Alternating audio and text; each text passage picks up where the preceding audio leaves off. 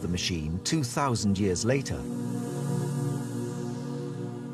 Their design shows one of the first pistons in history. The piston used by Ctesibius is the first example of a piston. And if we can see one here, it's basically a cylinder with a loose end.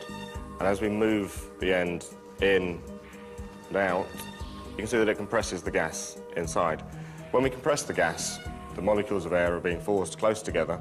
The pressure is increased and they're desperate to get away from each other. This creates a force acting on the piston, trying to return it to its original position. If we release the piston, you can see that it pops straight back out. But will an early piston have enough power to launch a missile? Richard Windley has created a replica of the machine, first seen in the deserts of Egypt thousands of years ago. The arm from the piston comes out here, so that's the kind of thrust rod or connecting rod for the piston, and there's a large cam here which is connected to the actual arm of the catapult, which is pivoted a bit further back. As we pull the arms of the catapult, you can just see the cams operating and pushing in the pistons. This is compressing the air, and it's given us effectively a kind of air spring. This is achieved using only the power of what is all around us, air. The catapult would have shot 35-centimeter bolts with a wooden shaft and an iron tip.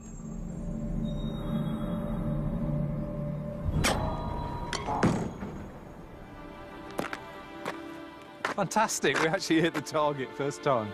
I was somewhat surprised, in fact, that we got the kind of range that we did. We were getting 40 or 50 yards range with this, and the arrows are flying very, very straight.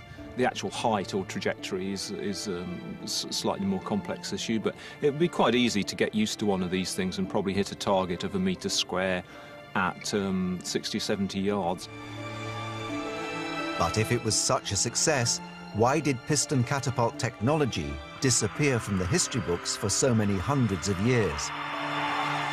Quite why they didn't use it, I think, is probably due to the fact that they had problems getting an air seal, and that is absolutely crucial. And that kind of unreliability in the field would make soldiers be very, very wary of it as a weapon. Had they perfected the air seal, the piston catapult would have become the elite catapult of the ancient world, capable of launching projectiles weighing several tons. This is what its successor, the modern piston catapult, does today. On an aircraft carrier, to launch a fighter plane, they use a steam cannon that actually fires the plane off the end of the aircraft carrier, and that really is sort of taking the idea into its final and most modern form.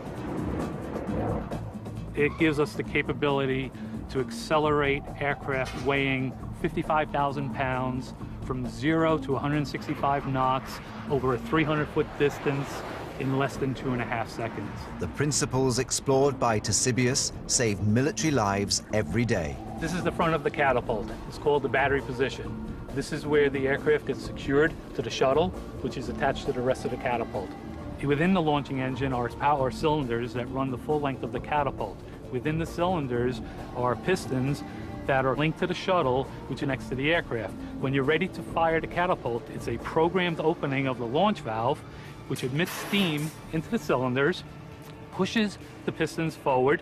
When it gets to the end of the power stroke, the aircraft is permitted to continue flying.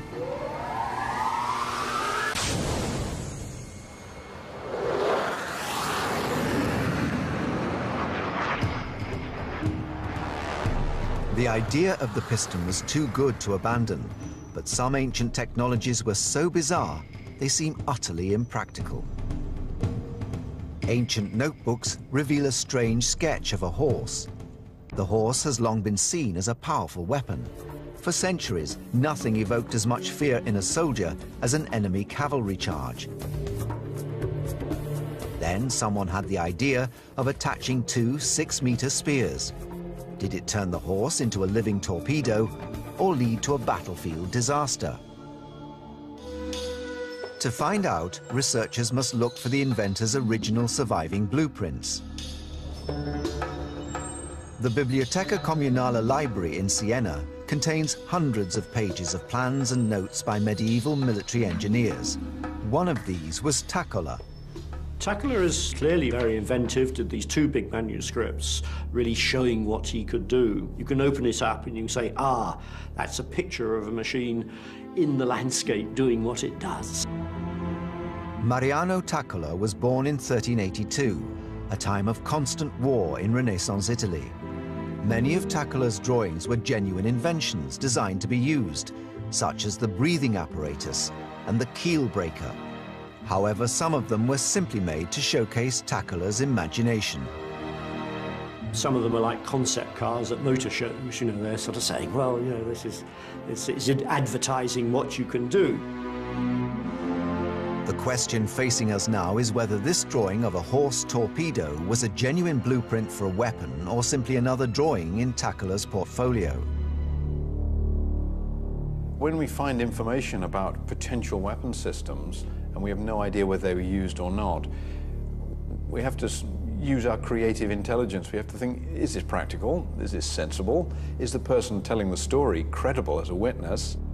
There's only one way to solve the mystery. If all else fails, there's nothing wrong with building one and testing it. The starting point of the weapon is the horse. You've got 400 kilograms of horse, plus rider, plus armour. That's half a ton of weight, travelling at 35 miles an hour. You get hit by that, you don't get up again. The horse has been terrifying foot soldiers for as long as mankind has been in the saddle. When the ground shakes and there's that pounding of hooves, it's absolutely terrifying. But will the addition of 2 6-metre-long spears onto this power driver bring strategic benefit?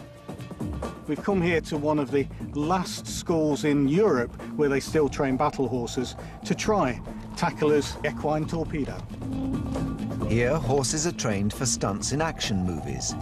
Henry has been in over 1,000 action stunts. He's used to strange equipment and unusual behaviour. But even he is nervous. Well, we've got the device on exactly how it's shown in the manuscript, but we're already running into problems. This is the most docile and peaceful warhorse you'll ever find, but he's already uncomfortable with having these bars so close to his nose. If he moves his head, he's striking these trails. And down here, it's digging into the ground. Now that's great on one hand because it's stopping the horse backing up. We only want this to go forwards. We don't want him to ride back into our own army. But it's putting a barrier in front of his nose. To make this horse go towards the enemy, it's going to take something like a burning brand here. Not something we're going to do. Horses rely on sight to guide them across the battlefield. Taccola's weapon places a bar right across the horse's field of vision. A horse that can't see simply stops charging. It's deeply problematic. The whole thing will grind to a halt. The only potential for this device to work is if you're willing to sacrifice a horse. Now, in a time with no antibiotics, any horse injured in battle is going to die from infection. So they've got a supply of horses that they might be willing to throw away. Doing that, strapping this on, and then lighting a fire at the horse's backside, maybe you've got a weapon. It seems the horse is an effective weapon with no need of accessorizing. In the ancient world, nothing was more terrifying than a cavalry charge. It struck fear into the heart of every army. And as time wore on, inventors were forced to seek newer, more advanced means of stopping attacking cavalry. Julius Africanus, a military strategist and historian born in Jerusalem, wrote a treatise advising the Roman emperor on tactics to adopt for his Persian War in 232 AD. He described a macabre device designed to drive horses mad by spraying a deadly poison into their faces. They'd be blinded, their noses would be stinging, their skin would be burning, and the riders would lose all control of the horses and thus lose their military efficiency. Africanus writes of a poison that is superior to all other methods of attack, more effective than even arrows. He does not specify the drug used, but past historians have suggested that the most likely source of the poison is the plant known as the euphorbia. However, no practical investigations have ever been carried out to determine whether this is true. until now. Kew Gardens is world-renowned for plant toxicology. Here, Professor Monique Simmons believes the active toxic ingredients are in the sap of the plant, in this species known as the latex. If this latex gets into your eyes, it is incredibly painful. Latex is the milky sap found in many plants, such as dandelions. Not all forms of latex are poisonous. However, that found in the euphorbia species usually is. To test the toxins in the euphorbia plant, Monique must prepare a sample of the ingredients. The resulting compound can be tested in a machine known as a mass spectrometer. This machine helps separate them and gives us kind of a profile of the compounds that are present. Monique is searching for highly toxic substances known as esters. An ester is a complex organic compound found in a variety of toxins, such as those found in shellfish. We can see some here, and it looks like that these actually could be some of the esters that are associated with the toxicity. So if it was fired into the face of a horse, that would have been a really nasty irritant. The evidence suggests euphorbia is the culprit. Now Richard Windley is looking into how this horrible agent was delivered to the horses. We think that one of the methods they may have used was to use a device which was probably commonly known, which was a kind of siphon pump. Richard wants to investigate whether the siphon can direct the poison at the horse and, most importantly, away from himself. From Africanus's text, we know that this gun was deployed by men placed within the front line.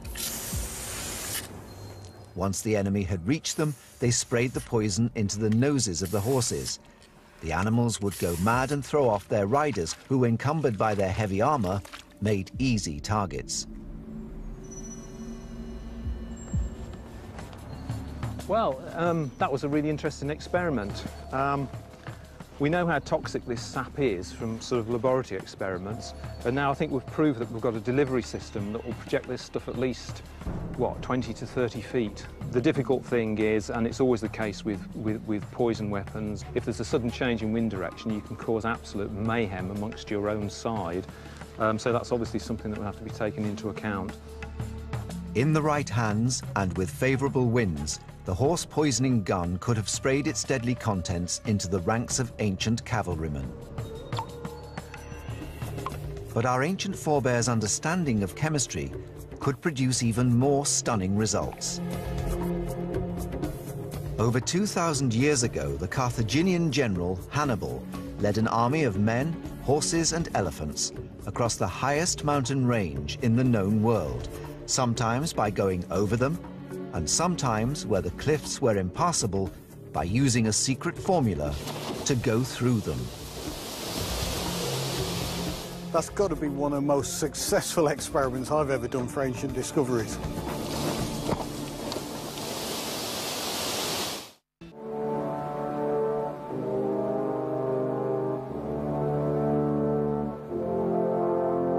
Over 2,000 years ago, an invasion force of thousands of men and animals successfully crossed these impressive mountains. In the ancient world, and right the way through into the modern world, the best ways of defining your country's boundary are by fixed, identifiable geographical boundaries.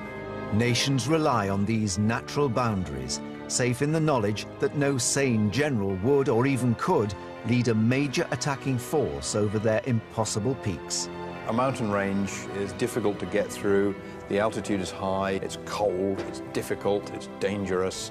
It really does impose a huge strategic barrier to the movement of large armies. In 218 BC, Hannibal led a major invasion force of 80,000 men, 10,000 horses, and 38 war elephants across the Alps. His target was Rome.